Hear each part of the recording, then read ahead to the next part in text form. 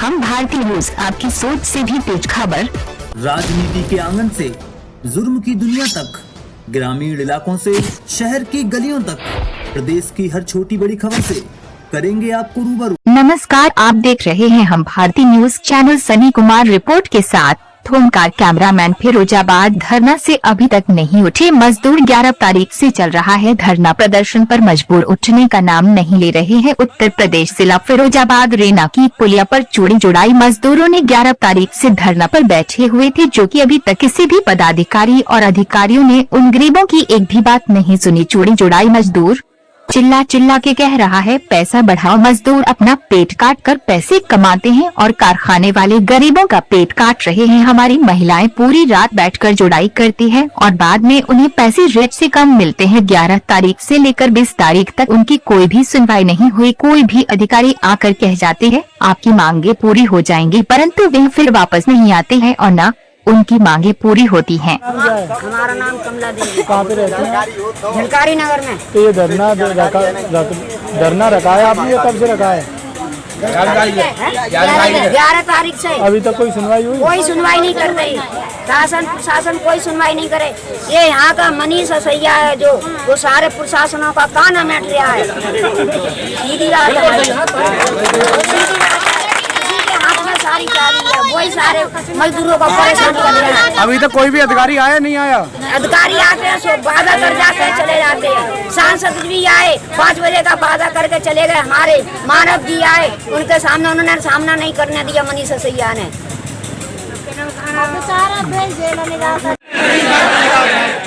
जब हमारे सांसद जी समझौते के लिए जाते हैं और केवल एक विधायक के इशारे पर आज सारा मजदूरों का शोषण हो रहा है। हमारे सांसद तो यहाँ पर कह के जाते हैं, डीएम साहब से बात करते हैं, डीएम साहब समय देते हैं, लेकिन शाम को डीएम साहब ताला भी नहीं बोलते हैं।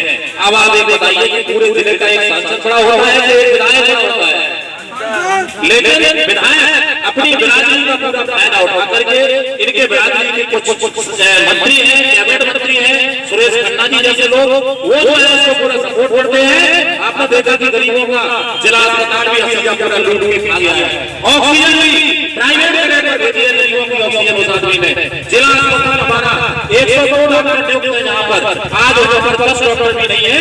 सारे डॉक्टरों का वेतन मनीष सिंह पार्टनरशिप से कर रहा है। जबकि हम लोग जिला अस्पताल के प्रिंसिपल पर शिकायत करते हैं, मनीष सिंह सबसे पहले हुंकार मार करके सांप की तरह हुंकार मारता है और उसके चमचे जो पेड़ चमचे हैं जिनको ठेका दे रखे हैं वो सबसे आगे आ जाते हैं। तो इस गरीबों की कमाई करने वाला मनीष सिंह को हम चेतावनी दे रहे हैं कि गरीबों का पैसा खाना बंद कर दो, अन्यथा जब गरीब वोट देकर के विधायक बनाना जानता है तो ये गरीब खाल उजोड़ना भी जानता है। ये गरीब खाल उजोड़ना भी जानता है। ये और इस तरह रूप बदलने वाला करता है।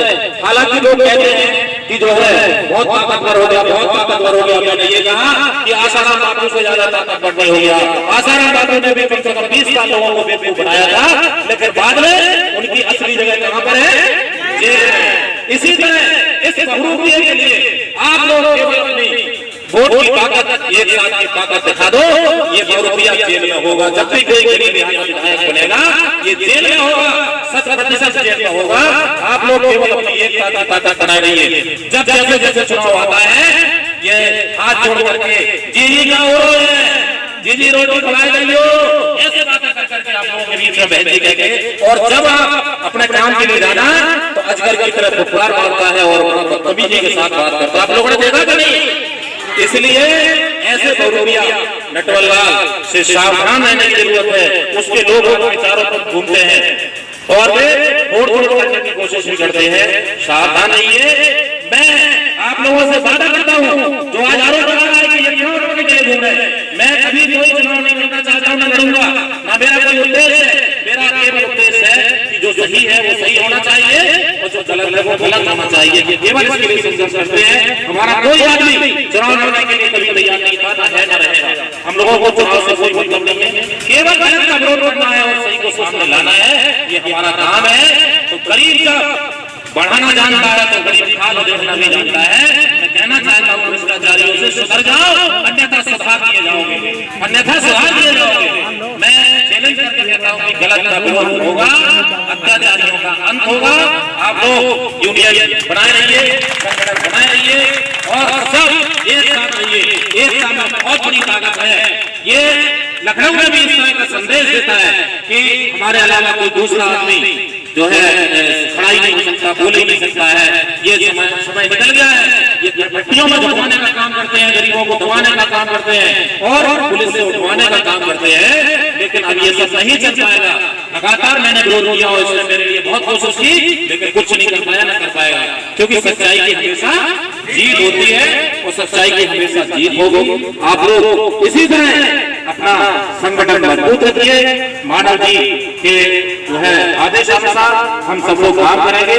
हमारा उद्देश्य केवल अपने लोगों को न्याय दिलाना है, अपने लोगों को रोजी रोटी के लिए जो आज बच्चे तड़प रहे हैं और इनके बच्चे जाकर विदेशों में ऐश कर रहे हैं हमारे पैसे से, और यही हमारे ऊपर सांप की तरह उपकार भी कर रहे हैं। ये पूरी तरह से गलत है। हमारे द्वारा बनाया हुआ जिस आदमी को हम लोगों ने बनाया है तो उसको हम लोग क्या करेंगे? चंद यादव ने मजदूर के दर्द को समझा और मजदूरी की आवाज उठाई। मजदूर यूनियन उनका दिल से आभार व्यक्त करता है। हम सब महिलाएं माननीय सांसद जी को पिता के समान समझते हैं। सांसद जी ने हमारे बच्चों के दर्द को समझा। हम सब महिलाएं उनका आभार व्यक्त करती हैं और उनका सम्मान करती हैं। सांसद जी जिंदाबाद, रामदास मानव जिंदाबाद, मजदूर एकता जिंदाबाद। इन बहनों की तरफ से, इन हमारी माताओं की तरफ से ये संदेश था जो मैंने पढ़ के सुनाया। इन सब लोगों की तरफ से ये संदेश था जो मैंने पढ़ के सुनाया। सांसद जी ने हमारी आवाज उठाई, हमारी आवाज को लखनऊ तक भेजा। इसके लिए हम लोग भी उनका दिल से सम्मान करते हैं, उनका दिल से आदर करते हैं, क्योंकि एक ईमानदार सांसद जो कि घोटाला में शामिल नहीं है, इसलिए उनकी ना डीएम आप सुनते हैं, ना उनकी कोई प्रशासनिक अधिकारी सुन रहा है।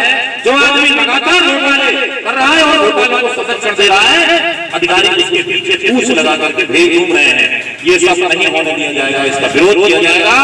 आप लोग केवल आवाज तो हम एक है, आवाज तो हम एक है।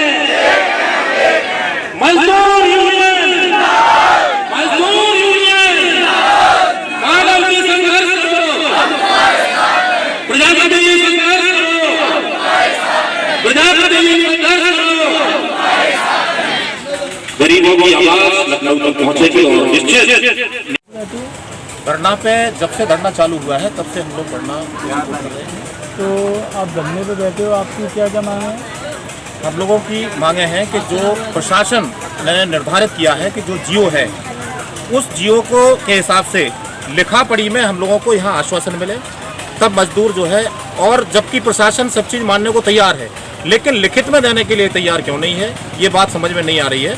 कुछ जनप्रतिनिधियों के हाथ में प्रशासन जो खेल रहा है वो सबकी नज़र में आ रहा है कि कारखानेदार क्या चाहते हैं कि जब जो है जियो आ गया, उस जियो के आधार पे आप लिखा पढ़ी में ये दे दो कि सभी मजदूरों को जो जियो है उसके हिसाब से मजदूरी दी जाएगी।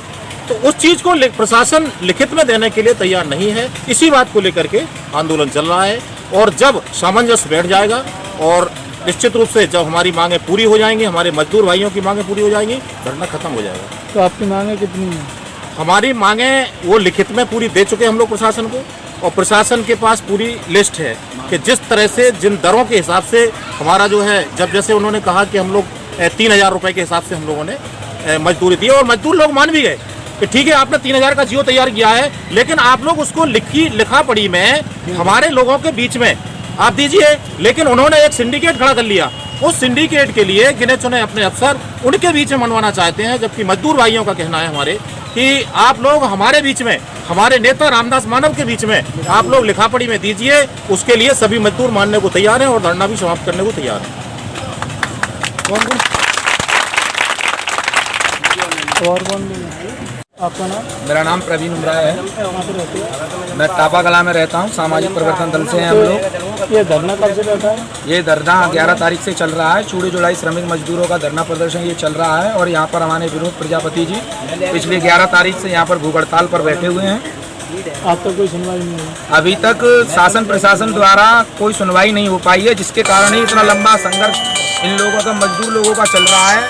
यहाँ पर मजदूर आला अधिकारी आते हैं बात करने के लिए, बात करके 2 घंटे 3 घंटे की जाते हैं, लेकिन किसी भी प्रकार की कोई सुनवाई नहीं की जा रही है।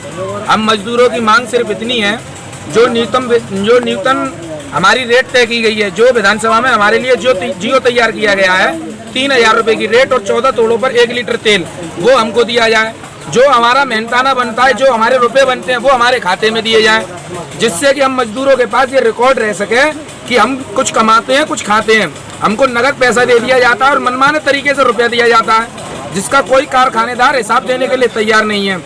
इस आवाज को हमारे नेता रामदास मानव ने उठाया और उनके नेतृत्व में पूरे जनपद फिरोजाबाद के अंदर जो भी बड़े स्तर पे जो आंदोलन चल रहा है मजदूरों का, जब तक समाप्त नहीं होगा, जिस तरीके से कल बात सुनने में आई जा रही थी कि इस आंदोलन को समाप्त कल कर दिया जाएगा। ये मजदूर हैं और ये आंदोलन समाप्त करना चाहते हैं।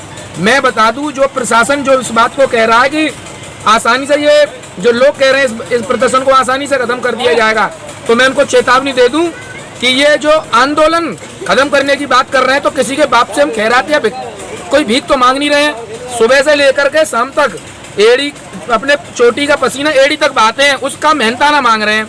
एक आदमी को जब आप 3000 रुपए की रेट देंगे, तब कहीं जाके 250 रुपए की मजदूरी पल्ले पड़ेगी जुड़ैया को। एक जुड़ैया को तब 250 रुपए पल्ले पड़ेंगे। उसका संघर्ष हमारा जारी है, लेकिन तमाम लोग इस संघर्ष को विफल करना चाहते हैं, इस आंदोलन को। तो उनको चेतावनी दे दूं, इन महिलाओं की तरफ आप अपना कैमरा घुमा कर देख सकते हैं। इनके घर में छोटे छोटे बच्चे हैं, इनके घर में इनके बच्चे शिक्षा के लिए बैठे हैं, रोटी के लिए बैठे हैं, फिर भी अपने पेट के खातिर यहाँ पे बैठी हुई हैं। और शासन प्रशासन के कान पर जू नहीं रह रही है। पिछले 10 दिनों से विनोद प्रजापति भूख हड़ताल पे बैठे हैं, करबला पे लोग भूख हड़ताल पे बैठे हैं। इन लोगों की नजरों में इस सरकार को और चेतावनी दे दूं, जिस सरकार ने सबका साथ सबका विकास करने की बात कही थी, वो सरकार अभी तक उनके कान पे जू नहीं रखी है कि जिन मजदूरों ने आपको अपने विकास के लिए वोट दिया था, जिन मजदूरों ने आपको अपने उज्जवल भविष्य के लिए वोट दिया था, आज को आपने अंधकार में डाल दिया है। ये मजदूर रोड पे बैठा हुआ है, भूखा प्यासा बैठा हुआ है। अगर मेरी ये आवाज मुख्यमंत्री तक पहुंच जाए, तो माननीय मुख्यमंत्री योगी आदित्यनाथ जी, आपके पास औलाद नहीं है, लेकिन इन बे औलादों की आप इन औलाद वालों की सुन लीजिए, ताकि ये मजदूर लोग अपने घर पर लौट के चले जाएं और अपने बच्चों का पालन पोषण कर सकें। कोई फ्री में खिलाफ नहीं मांग रहे हैं, अपने मेहनताना का हक मांग रहे हैं। और जो कहता हो कि वो फलाना आदमी नहीं होने दे रहा राजीनामा, तो उसके लिए चुनौती पड़ी है। उसके बाप का पैसा नहीं मांग रहे हैं, हम अपना मेहनताना मांग रहे हैं। और कौन नहीं होने देगा बीच में है। और आंदोलन इसी तरीके से दिन पे दिन तेज होगा और बहुत जल्दी जैसे ही हमारे रामदास मानव हमारे नेता का आदेश आ जाता है, हम धबरई पे जाकर जेल भरो आंदोलन करेंगे, जिला कलेक्ट्री का घेराव करेंगे। ये मजदूर एकता जिंदाबाद, मजदूर एकता जिंदाबाद।